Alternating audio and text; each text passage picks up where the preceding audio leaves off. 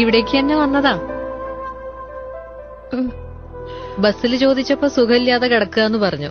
അപ്പൊ ഒന്ന് കാണണോന്ന് തോന്നി. എന്നെ കാണാൻ വേണ്ടി മാത്രം വന്നതാണോ മോള്? അതെ. എന്താ? അല്ല, ഒന്നുമില്ല.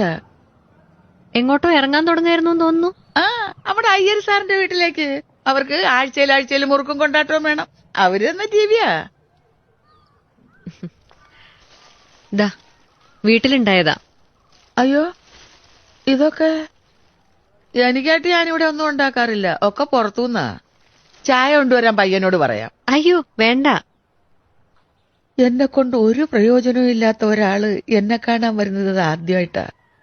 പിന്നെ പറയാനാണേലും പെൻഷന്റെ പാതി വാങ്ങിക്കാൻ വരുന്ന മരുമോളെ ഉള്ളു കേട്ടാ. മോള് വാ.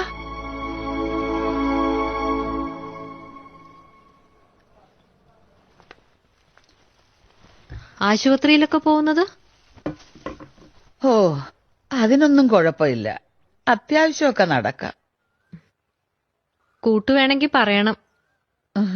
ആശുപത്രി പോകാൻ കൂട്ടുവേണ്ട. പക്ഷെ ഇടയ്ക്ക് ഇതുപോലെ വരാമെങ്കിൽ വല്ലപ്പോഴും മതി. വേറൊന്നിനുമല്ല.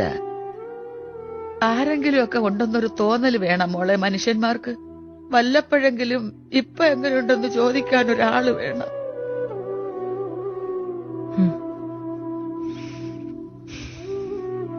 എല്ലാ ദിവസവും തമ്മി കാണുമെങ്കിലും അങ്ങോട്ടും ഇങ്ങോട്ടും നമ്മൾ പേര് പോലും ചോദിച്ചിട്ടില്ല.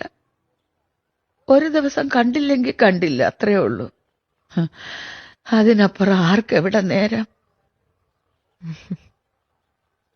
എന്നിട്ടും മോൾ എനിക്ക് വേണ്ടി മാത്രം മാറ്റിവെച്ച ഈ സമയമുണ്ടല്ലോ, ഇനി എനിക്ക് എന്റെ ജീവനിടത്തോളം കാലം ഓർത്തിരിക്കാനുള്ളതാ.